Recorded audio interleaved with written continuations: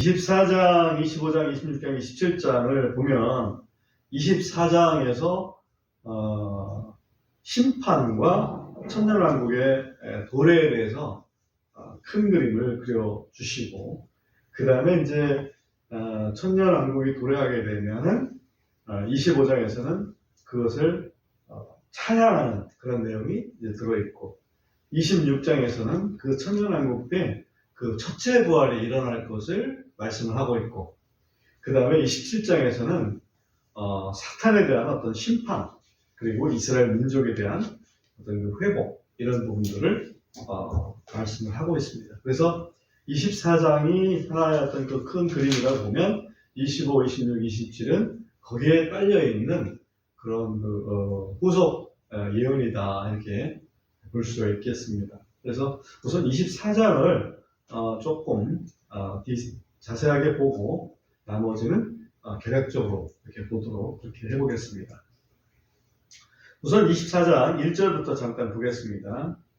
보라, 주께서 땅을 텅 비게 하시고 그것을 폐허로 만드시고 그것을 뒤집어 엎으시고 그곳의 거주민들을 흩으시느니라. 또 그 일이 백성에게와 같이 제사장들에게도 종에게와 같이 그의 주인에게도 여종에게와 같이 그녀의 여주인에게도 사는 자에게와 같이 파는 자에게도 빌려주는 자에게와 같이 빌리는 자에게도 이자를 받는 자에게와 같이 그에게 이자를 주는 자에게도 똑같이 일어나리라. 그 땅이 철저히 텅 비겠고 철저히 약탈을 당하리니 이는 주께서 이 말씀을 하셨기 때문이라. 땅이 애곡하며 사라지고 세상이 쇠약하여 사라지며 땅에 거만한 백성이 쇠약해지느니라. 이 땅에 대한 심판을 여기서 말씀하고 있습니다. 이 땅은 과연 어느 땅을 이야기할 것인가? 온 세상 땅을 이야기할 것인가? 아니면 지금 이스라엘 민족이 거하고 있는 그 약속의 땅을 말씀하고 계시는 것일까? 아니면 두 가지를 다 의미하는 것일까? 정말 쉽지가 않습니다. 예언서는 쉽지가 않아요. 예언서는 중의적인 면이 있기 때문에 그것이 이스라엘 땅을 의미하기도 하고 또 이방 땅까지를 의미하기도 하고 그렇게 됩니다. 그러나 여기서 기본적으로는 이스라엘 땅이다 라고 이렇게 할 수 있는 것이 여기 2절에 보면 제사장들 나오죠? 제사장들. 그 얘기는 이스라엘 민족을 빼고 하나님께서 제사장들이라고 부르는 그런 민족이 없습니다. 그러니까 백성과 제사장 이렇게 쓰실 때는 이스라엘의 백성 또 이스라엘의 제사장들 이렇게 이해하는 것이 좀 정확하다 이런 생각이 들고요. 또 하나는 뭐냐면 13절에 가보면 그 땅의 한가운데서 백성 중에 이런 일이 있을 때에 라는 표현이 있죠. 땅의 한가운데라고 하면 하나님께서 이 지구상의 한가운데를 어디를 정하셨냐면 예루살렘을 정하셨어요. 이것은 우리가 전에 공부할 때 에스겔서 5장에서 보면 예루살렘을 땅의 한가운데로 정하셨다는 말씀을 우리가 거기서 이게 추적을 해낼 수가 있습니다. 그렇죠? 그래서 이 땅에 대한 심판을 얘기하실 때 이 땅은 이스라엘 땅에 대한 심판이다. 기본적으로는 이렇게 이해를 하는 게 맞지 않나 싶습니다. 그렇다고 해서 이방인들은 잘했느냐? 그거는 아니다. 이렇게 우선 이해를 하고 지나가겠습니다. 그 심판의 원인을 5절에서 아주 중요한 말씀을 하고 있습니다. 5절을 한번 보겠습니다. 땅이 또한 그곳의 거주민 밑에서 더럽혀졌으니 이는 그들이 법들을 범하고, 이 법이라는 건 율법을 얘기합니다. 법들을 범하고 규례를 바꾸며 영존하는 언약을 깨뜨렸기 때문이라.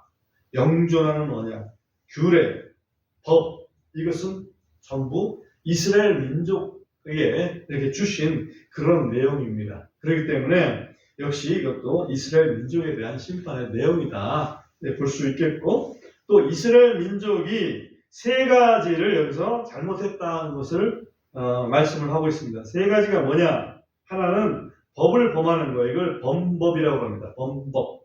그 다음에 또 하나, 두 번째는 뭐냐면 규례를 바꿉니다.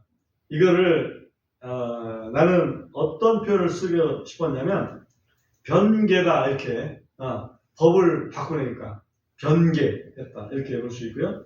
그 다음에 세 번째는 뭐냐면 영존한 언약을 깨뜨렸다. 그렇기 때문에 이것은 파약이다, 이렇게 표현을 쓰고 싶었습니다.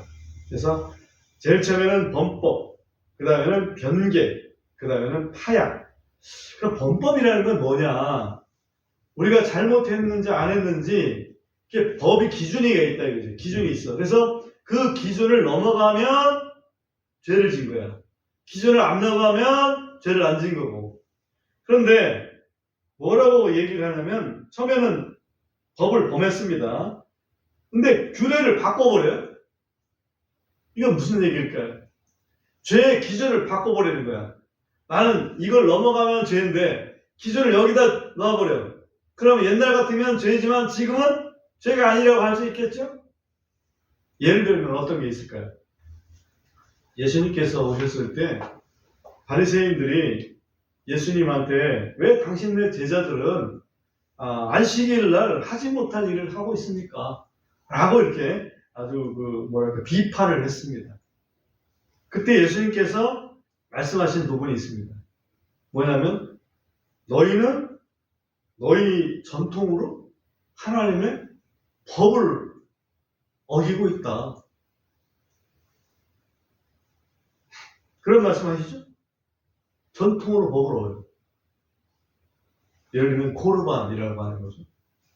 분명히 부모를 공경하라고 그랬는데 부모한테 공경해야 될 것을 하나님께 바쳤다라고 말만 하면 그게 이제 코르반이라는 건데, 코르반 하면 그 부모 공경의 의무에서 그 부분은 제외될 수 있다. 이런 그 얄팍한 바리새인의 어떤 전통을 만들었습니다. 그러니까 옛날 같으면 이 부모 공경이라는 게 기준이 딱 있는데 이걸 넘어가면 이건 죄예요. 근데 이 기준, 이거를 살짝 바꿨어. 고르반이라는 걸로. 그럼 죄가 아닌 게 된 거죠? 그런 식으로 된 거를 이제 변개라고 또는 전통이라고 이렇게 말씀드릴 수가 있고, 그러다 보니까 점점 더 법이라는 걸 아주 우습게 생각하죠. 그러니까 법을 아예 무시해버려. 영존 언약을 아예 파약해버려. 법이 없어져 버려. 그러니까 무슨 짓을 해도 괜찮은 상태가 되어버리는 거죠. 영존 언약이라고 표현된 게 뭐가 있을까? 성경에 보면 무지개도 영존 언약이고요. 무지개. 할례도 영존 언약이고요. 안식일도 영존 언약입니다. 근데 여기에서 본다면 이 이사야서 24장에서 영존 언약을 파했다라고 했을 때는 이스라엘 민족에게 주셨던 율법을 얘기하는 것이다 라고 이렇게 말씀을 드릴 수가 있습니다. 제가 그 부분을 굉장히 장황하게 설명을 했습니다. 왜냐하면 그 부분이 24장에서의 어떤 그 핵심 내용이라고 볼 수 있기 때문에. 6절을 보면 그러므로 저주가 땅을 삼켰고 그 안에 거주하는 자들이 황폐하게 되었으며 그러므로 땅의 거주민들이 불에 타서 소수의 사람이 남았도다. 그것 때문에 결국은 하나님께서 그 땅을 심판하셨다. 실제로 이스라엘 땅이 AD 70년에 로마 군에 의해서 완전히 초토화된 다음에 1948년 5월 14일 날 독립할 때까지 어땠습니까? 완전히 고국 땅을 잃어버린 상태로 어찌 보면 폐허 상태로 이렇게 돼 있었다 볼 수가 있죠. 인정할 수밖에 없겠죠. 그 다음에 쭉 뛰어넘어가가지고요. 16절 가보겠습니다. 16절 가보면 땅의 맨 끝에서부터 노래가 우리에게 들리니 곧 의로우심 있게 영광을 돌리는 노래라. 그러나 나는 말하기를 나의 쇠전함이여 나의 쇠전함이여 내게 화가 있도다. 배반하는 자들이 배반하였고 참으로 배반하는 자들이 심하게 배반하였도다 하였느니라. 오 땅에 거주하는 자들아 두려움과 구덩이와 올무가 내게 임하였도다. 또 이 일이 일어나리니 곧 두려운 소리로부터 도망하는 자는 구덩이에 빠지겠고 구덩이 한가운데서 올라오는 자는 올무에 걸리리니 이는 높은 곳으로부터 창문들이 열리며 땅의 기초들이 흔들리기 때문이라. 땅이 완전히 무너져 내리고 땅이 깨끗이 해체되며 땅이 심히 요동하였도다. 땅이 술꾼처럼 이리저리 비틀거리고 오두막처럼 흔들리며 땅의 범법이 그것 위에 무겁게 되리니 그것이 쓰러져 다시 일어나지 못하리라. 여기 보면 땅이 심판을 받는 그런 모습이 여기 또 나옵니다. 그죠? 거기에 두려움과 구덩이와 올무, 개역 한글의 표현에 의하면 두려움과 함정과 올무 이렇게 표현이 되어 있죠. 그러니까 땅이 막 흔들리니까 두려워서 도망가다 보면 거기에 구덩이에 빠지고 구덩이에서 결국 겨우 올라오다 보면 올무에 걸리는 그런 심한 어려움이 여기 예언이 되어 있는데 이 예언은 예레미야서에서는 모압을 심판하실 때 이 구절과 아주 유사한 구절을 예언을 해놓고 있습니다. 잠깐 예레미야 48장 43절을 보고 오겠습니다. 예레미야 48장 43절에 가보면 이렇게 되어 있습니다. 오 모압의 거주민아 두려움과 구덩이와 올무가 내 위에 임하리라 주가 말하노라. 두려움에서 도망하는 자는 구덩이에 빠지고 구덩이에서 나오는 자는 올무에 걸리리니 이는 내가 그곳 위에 곧 모압 위에 그들을 징벌하는 해를 임하게 할 것이기 때문이라 주가 말하노라.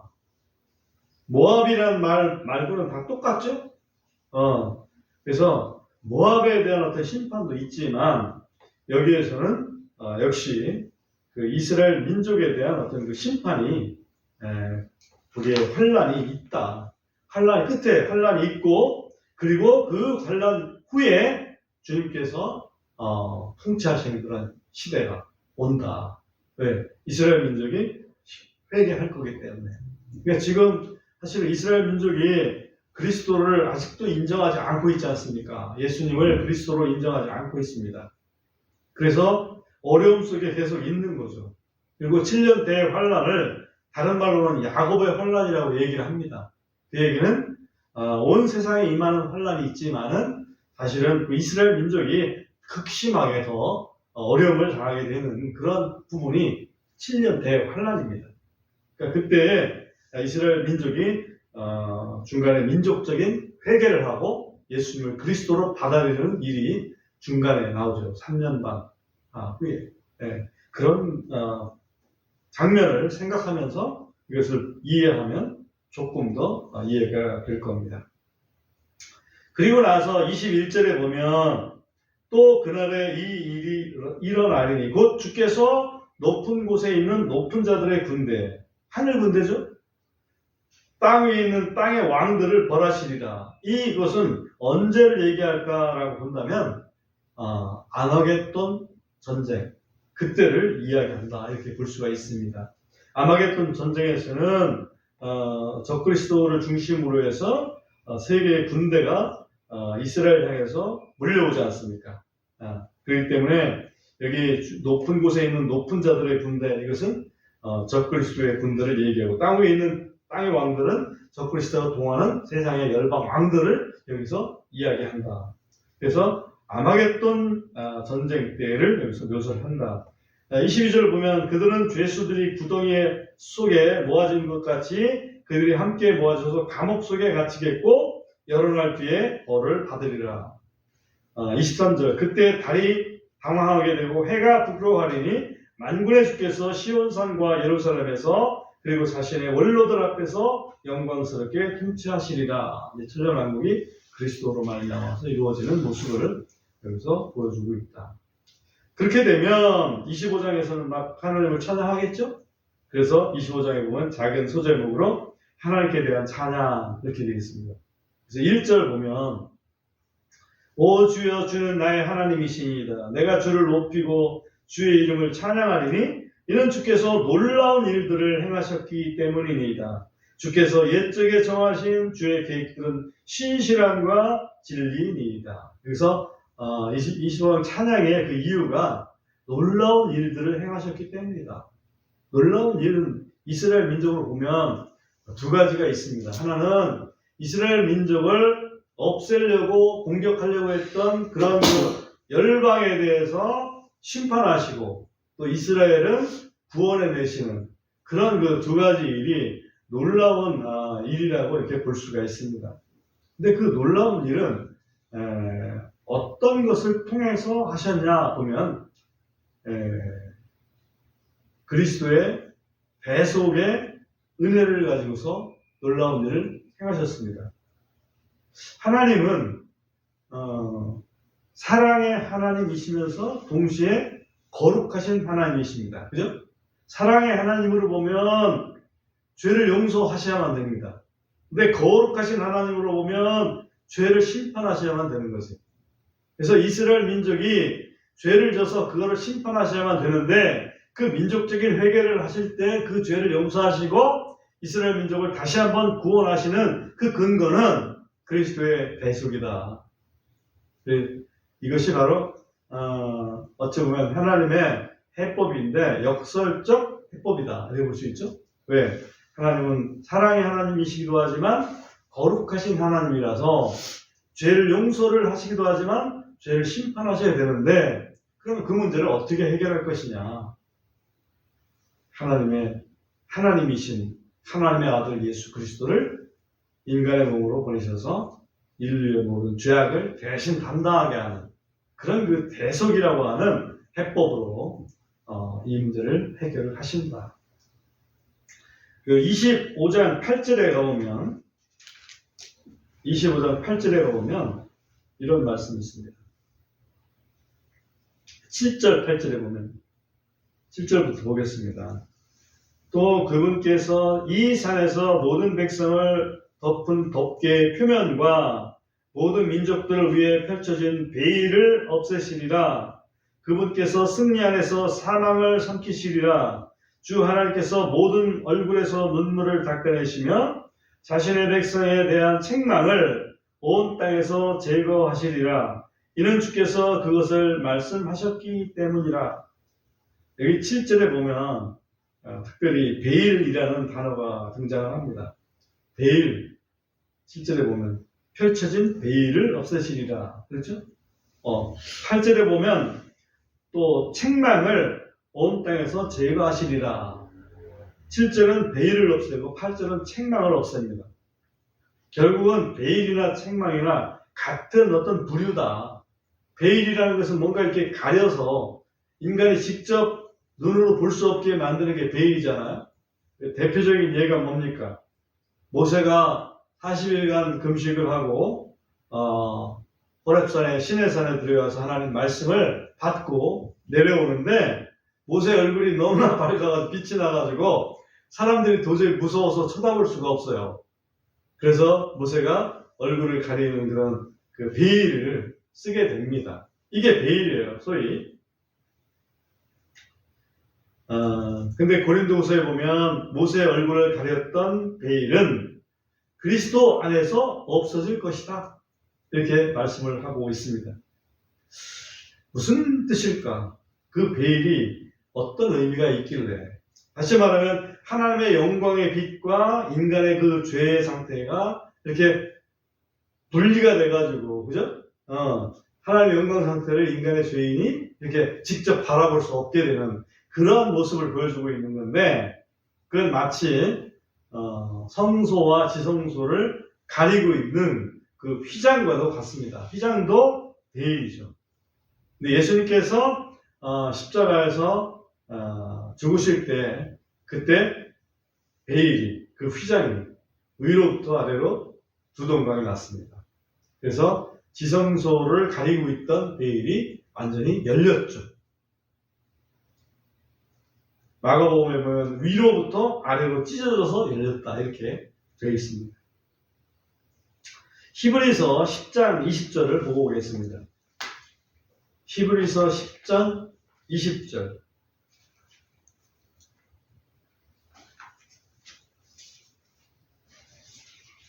거기 보면 19절부터 20절까지를 제가 읽어보겠습니다. 그러므로 형제들아, 우리가 예수님의 피로 말미암아 지성소에 들어갈 담대함을 가졌으니 새롭고 살아있는 길을 통해 가는 이 길은 그분께서 우리를 위하여 휘장, 곧 자신의 육체를 통하여 거룩히 구분하신 것이니라.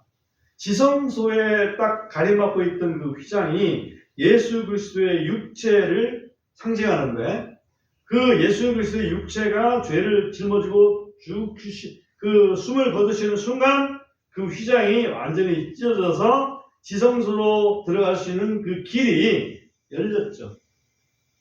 그것을 여기서 말씀하고 있습니다. 그래서 이사야서 25장 본문에서 다시 보면 7절에서 보면 베일을 없애시리라. 그 다음에 8절에 보면 책망을 온 땅에서 제거하시리라. 그 베일을 없앰으로 인해서 우리 인간의 죄를 다 용서를 하신다. 이것을 여기서 말씀을 하고 있는 것입니다. 이사야서 25장 8절에 보면 한 가지 재밌는 표현이 나오죠. 그분께서 승리 안에서 사망을 삼키시리라. 뭔가 어디서 익숙하게 본 것 같죠? 승리 안에서 사망을 삼키시리라. 고린도서 15장이 부활의 장인데 이 부활의 장에서 그 사도 바울이 이 구절을 인용을 합니다. 고린도전서 15장 54절 보고 오겠습니다.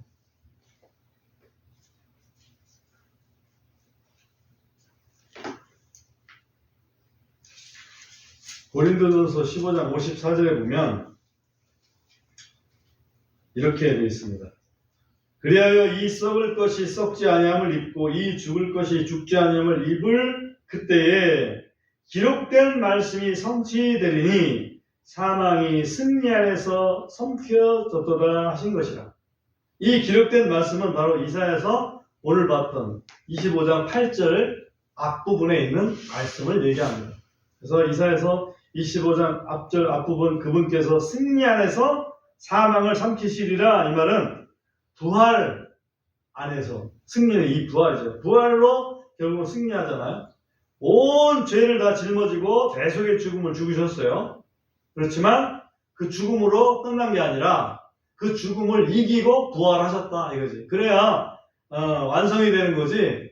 만약에 죽었다 그러면 그걸로 끝나면은 부활도 못하고 그러면 모자랐는지 어떻게 알아? 충분히 감당이 됐다. 그렇기 때문에 부활하실 수도 있었던 거죠. 그것을 여기서 이사야서 25장에서는 말씀을 하고 있다. 그 다음에 26장에서 보면 그러면 그리스도의 부활은 그냥 그리스도의 부활로 끝날 것이냐? 아니면 다른 어떤 것이 따를 것이냐? 우리가 천년왕국 들어가기 전에 뭐가 있습니까? 첫째 부활이 있죠? 그래야 믿는 자들, 그리스도 안에서 순교당했던 자들이 부활해서 거기서 그리스도와 함께 천년왕국을 다스리게 되는 그런 그 복을 누리게 됩니다. 이사야서 26장 19절을 한번 보겠습니다. 이사야서 26장 19절을 보면 주의 죽은 자들은 살겠고 그들이 내 죽은 몸과 함께 일어나리이다. 티끌에 거하는 자들아 너희는 깨어 노래할지어다. 이는 주의 이슬은 채소의 이슬 같으니 땅이 죽은 자들을 내어놓을 것이기 때문이라. 놀라운 말씀이죠. 이사야 선지 아니면 요한 계시록인지 방불할 정도로 잘 알지 못할 정도로 그 대단한 말씀이 여기에서 등장을 합니다. 계시록에서도 보면 그들이 살아서 그리스도와 함께 1000년 동안 왕노를 하리라. 이런 말씀이 있죠. 그리고 이 첫째 부활에 참여하는 자는 복이 있도다. 둘째 사망에 화가 없다. 이렇게 계시록에서 말씀을 하고 있습니다. 그것을 지금 이사야서 26장 19절에서 지금 말씀을 하고 있다.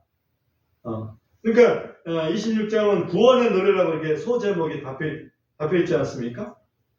그래서 24장에서 완성되는 그 부분을 25장에서 이것이 그리스도의 대속의 은혜로 된 것이고 26장에서 그것이 부활의 완성의 모습을 보여주는 장으로 이렇게 되어 있습니다.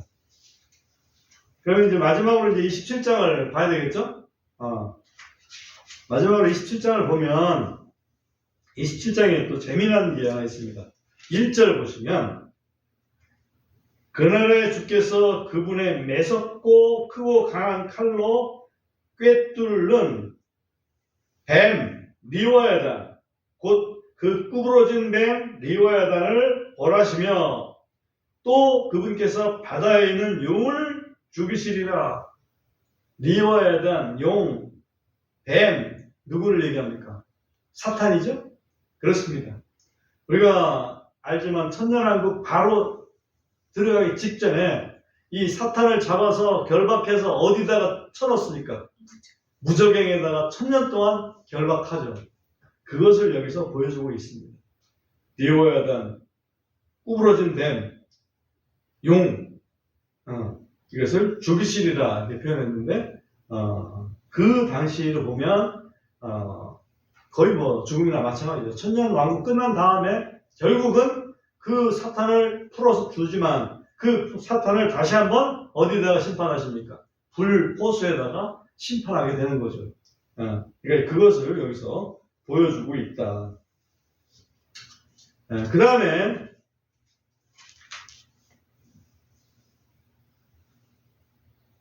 (27장 8절에) 보면 또 재미난 표현이 하나 있습니다. 27장 8절에 보면 그것이 싹을 내는 때에 그분께서 그것을 적절히 논박하실 것이요 그분께서 동풍이 부는 날에 자신의 거친 바람을 멈추게 하시느니라. 여기 보면 그 8절 그 연관이 되는 그 앞에 그 6절을 봐야 되겠습니다. 6절을 보면 그분께서 야곱에게서 나온 자들로 하여금 뿌리를 내리게 하시리니 이스라엘은 꽃이 피고 싹을 내어 열매로 세상의 지면을 채우리라. 싹을 내는 거하고 꽃을 피는 거하고 열매로 맺는 거하고 이게 어디서 많이 본 것 같죠? 예수님께서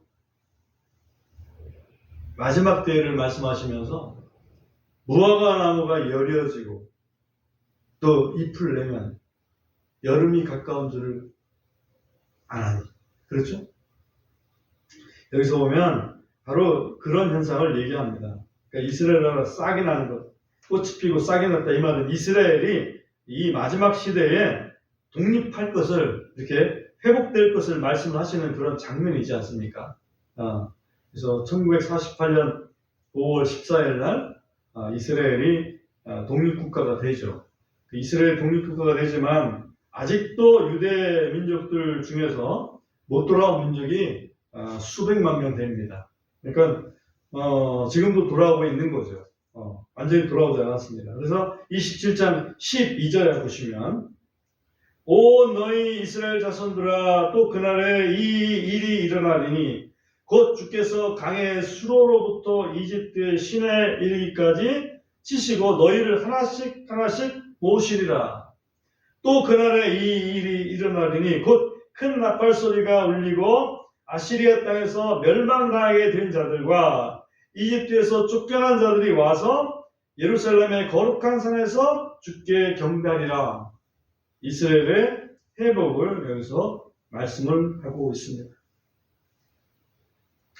로마서에서 보면 이방인의 때가 차면 온 이스라엘이 구원을 받게 될 것이다 라고 사도 바울은 말씀을 하고 있습니다.